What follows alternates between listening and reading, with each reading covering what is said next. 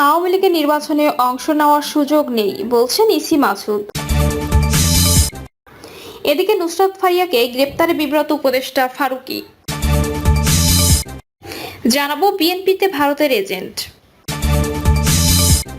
এবং সর্বশেষ জানাবো ট্রাক সহ ভেঙে পড়ল সেতু।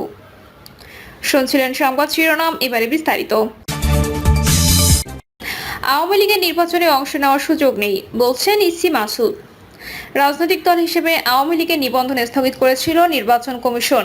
স্থগিতাদেশ বাতিল বা প্রত্যাহার না হলে ক্ষমতাচ্যুত রাজনৈতিক দলটি নির্বাচনে অংশ নিতে পারবে না বলে সাফ জানিয়ে দিয়েছেন নির্বাচন কমিশনার আব্দুর রহমান এল মাসুদ। ইসি মাসুদ বলেন, সরকার আওয়ামী লীগের কার্যক্রম নিষিদ্ধ করেছে, নির্বাচন কমিশন আওয়ামী লীগের নিবন্ধন স্থগিত করেছে। নিবন্ধনের স্থগিতাদেশ বাতিল বা প্রত্যাহারে না হলে দলটি নির্বাচন করতে পারবে না, তাদের নির্বাচনের অংশ নেওয়ার কোনো সুযোগ নেই। আওয়ামী লীগ ছাড়া গ্রহণযোগ্য নির্বাচন হবে কিনা এ নিয়ে কমিশন কি মনে করে, এমন প্রশ্নের জবাবে তিনি বলেন এ প্রশ্নের উত্তর দেওয়ার সময় এখনো আসেনি। নির্বাচন কমিশন প্রধান উপদেষ্টার বেঁধে দেওয়ার সময় নির্বাচন বাস্তবায়ন করতে প্রস্তুত রয়েছে। নুসরাত ফারিয়াকে গ্রেপ্তারে বিব্রত উপদেষ্টা ফারুকী। বৈষম্য বিরোধী আন্দোলনে হত্যাকাণ্ডের মামলায় বিমানবন্দর থেকে গ্রেপ্তার করা হয় অভিনেত্রী নুসরাত ফারিয়াকে। এ নিয়ে সামাজিক যোগাযোগ মাধ্যমের পক্ষে বিপক্ষে হচ্ছে নানা আলোচনা। এবার এই বিষয়ে কথা বলেছেন সংস্কৃতি বিষয়ক মন্ত্রণালয়ের উপদেষ্টা মোস্তফা সরোয়ার ফারুকী।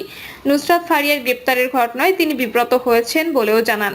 ফেসবুকে দেওয়া এক পোস্টে এমন মন্তব্য করেছেন উপদেষ্টা ফারুকী, যেখানে গ্রেপ্তার হলেও ফারিয়া আইনি প্রতিকার পাবেন বলে নিজের বিশ্বাসের কথা বলেন তিনি। সেই সঙ্গে এটাও মনে করিয়ে দিয়েছেন, সরকারের প্রধান কাজ জুলাইয়ের প্রকৃত অপরাধীদের বিচার করা। ফারুকী তার পোস্টে লিখেছেন, আমি সাধারণত চেষ্টা করি আমার মন্ত্রণালয়ের কাজের বাইরে কথা না বলতে, কিন্তু আমার তো একটা পরিচয় আছে, আমি এই ইন্ডাস্ট্রিরই মানুষ ছিলাম এবং 2 দিন পর সেখানে ফিরে যাব। নুসরাত ফারিয়ার গ্রেপ্তার বিব্রতকর একটা ঘটনা হয়ে থাকলো আমাদের জন্য।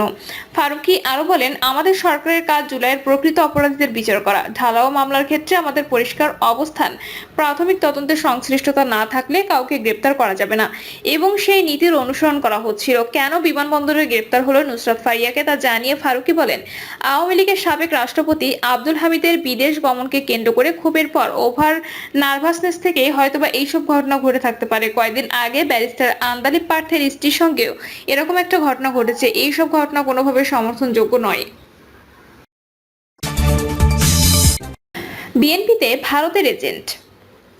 আওয়ামী লীগ সমর্থন করেন, জুলুম নির্যাতন করেননি এমন গ্রহণযোগ্য ব্যক্তি বিএনপির সদস্য হতে বাধা নেই। বিএনপির স্থায়ী কমিটির সদস্য আমির খসরু মাহমুদ চৌধুরীর এ বক্তব্য নিয়ে তোলপাড় চলছে।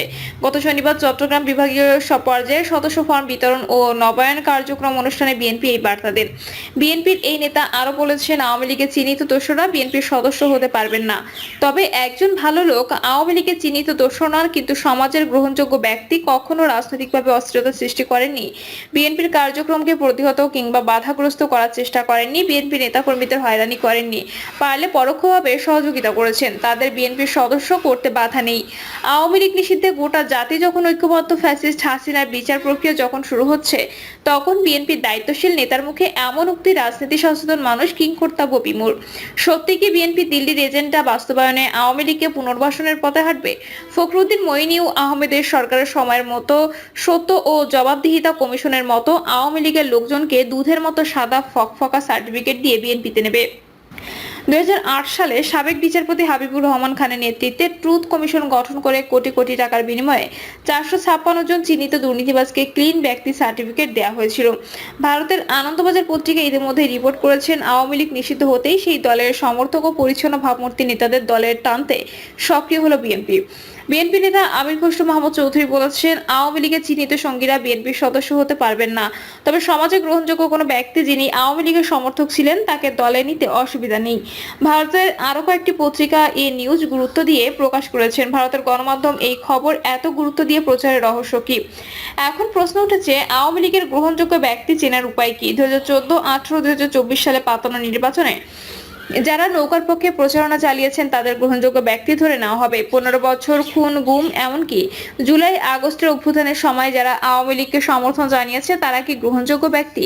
বিএনপির গুরুত্বপূর্ণ নেতার ভাষায় আওয়ামী লীগের গ্রহণযোগ্য ব্যক্তিদের বিএনপিকে পুনর্বাসন করা জায়েজ হলে সেনাপ্রধান গত 11 মার্চ রিফাইন্ড আওয়ামী লীগ রাজনীতির সুযোগ দেওয়ার যে প্রস্তাব দিয়েছে। মার্চে জাতীয় নাগরিক পার্টির হাসনাত আব্দুল্লাহ ফেসবুকে স্ট্যাটাস দিয়ে দেশবাসীকে সেটিতে দোষ কি ছিল? সদস্য সংগ্রহ অভিযানে আমির খসরু এমন আহ্বানে বিএনপির মধ্যেই প্রশ্ন করেছেন, বিএনপি কি দিল্লির এজেন্ডা বাস্তবায়নে সত্যি আওয়ামী লীগ পুনর্বাসন প্রকল্প খুলতে যাচ্ছে, নাকি ব্যবসায়ী নেতা আমির খসরু নিজের ব্যবসায়িক দৃষ্টিকোণ থেকে বিএনপিকে আওয়ামী লীগের মাঠ পর্যায়ে নেতাদের পুনর্বাসনের ঠিকাদারি দিয়েছেন, নাকি পর্দার আড়ালে দিল্লির থিঙ্ক ট্যাঙ্কদের চেতনা? বিএনপি যদি আওয়ামী লীগের গ্রহণযোগ্য ব্যক্তিদের দলে পুনর্বাসন করে তাহলে জামায়াত এনসিপি কি বসে থাকবে? আর আওয়ামী লীগ নেতারা রং পাল্টিয়ে যে নামে ডাকুন সময় মতো তারা কি বিএনপির বিরুদ্ধে ফনা তুলবে না? দেশে এখনো শতাধিক রাজনৈতিক দল থাকলেও মানুষ এখনো মনে করে বিএনপি তাদের একমাত্র আশ্রয়স্থল।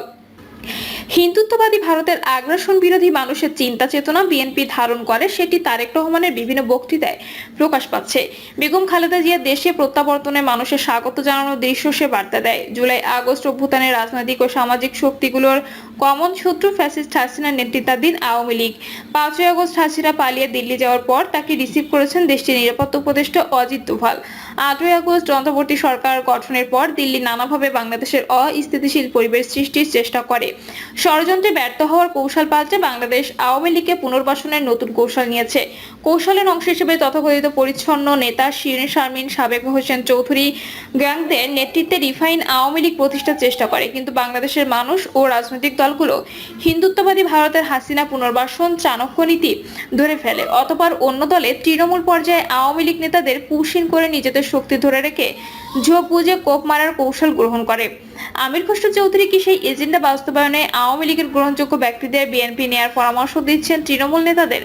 গ্রহণযোগ্যতার মাপকাঠি নিয়ে বিতর্ক চলছে। এর আগে জামায়াতের আমির ডক্টর শফিকুর রহমান ফ্যাসিস্টের শব্দ বারবার বলতে ভালো লাগে না ও জামায়াত ভারতের বিরুদ্ধে নয় ইত্যাদি বক্তব্য দেওয়ার রাজনৈতিক অঙ্গনে গুঞ্জন উঠে জামায়াত ক্ষমতায় যাওয়ার লোভে বিদেশি কোনো শক্তির সহায়তায় পর্দার আড়ালে দিল্লির সঙ্গে সমঝোতা করেছে। যদিও সেটা বেশি দূর এগোতে পারেনি, তবে বিএনপি 2-4 জন নেতার কথাবার্তায় ভারতীয় স্বার্থ রক্ষার অভিযোগ উঠলেও দলটির ভারপ্রাপ্ত চেয়ারম্যান তারেক রহমানের দেশপ্রেমী কঠোর অবস্থান ওই নেতারা হালে পানি পায়নি।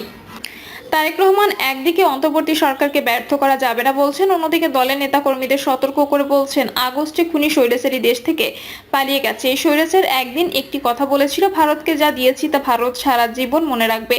তাই এই পার্শ্ববর্তী দেশ ভারত শুধু স্বৈরাচারকে মনে রেখেছে, বাংলার মানুষকে মনে রাখেনি। 11 ফেব্রুয়ারি উত্তরাঞ্চলের তিস্তা নদীর পাড়ের 5টি জেলায় 11টি পয়েন্টে তিস্তার পানির ন্যায্য হিসা ও মেগা প্রকল্প অবিলম্বে বাস্তবায়নের দাবিতে টানা 48 ঘন্টার অবস্থান কর্মসূচিতে ভার্চুয়ালি যুক্ত হয়ে বলেন, বাংলাদেশের মানুষ প্রতিবেশী দেশ থেকে আর অন্যায্যতা দেখতে চায় না, ফেলানি ঝুলন্ত লাশ আর দেখতে চায় না। ভারতের চাণক্য নীতি নিয়ে তারেক রহমানের বার্তা পরিষ্কার। শীর্ষ নেতার কাছে বিএনপির তৃণমূল নেতারা বার্তা পেয়ে গেছেন। গত 15 মে কুমিল্লায় এক অনুষ্ঠানে বিএনপির স্থায়ী কমিটির সদস্য মির্জা আব্বাস বলেছেন, বিএনপির শত্রু আওয়ামী লীগ। তবে আগে শত্রু ছিল শুধু আওয়ামী লীগ, এখন অনেক শত্রু। কিন্তু কিছু গোষ্ঠী আছে, কিছু লোক আছে যারা সুযোগ নিচ্ছে, চাঁদাবাজি করছে, দখলবাজি করছে, আর বদনামটা বিএনপির ঘাড়ে আসছে।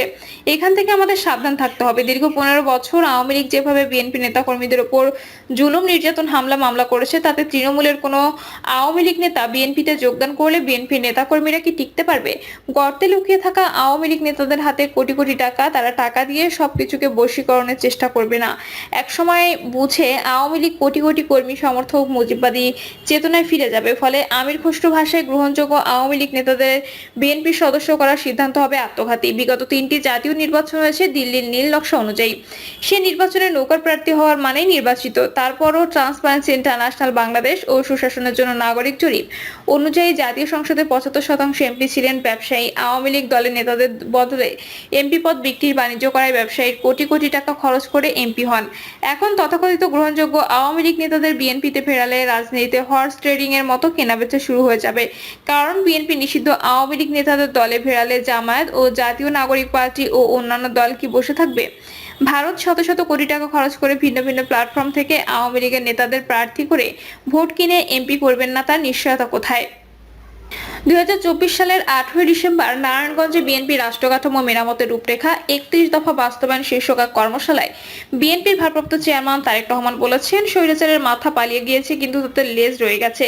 তাদের বিরুদ্ধে সচেতন থাকতে হবে। আমাদের ভেতরেও এজেন্ট ঢুকে গেছে, তাদের বিরুদ্ধেও আমাদের সোচ্চার হতে হবে। প্রিয় দর্শক, এই ছিল এখনকার সর্বশেষ সংবাদ আপডেট। সব সংবাদ পেতে চ্যানেলটি সাবস্ক্রাইব করে বেল আইকনটি ক্লিক করে রাখুন।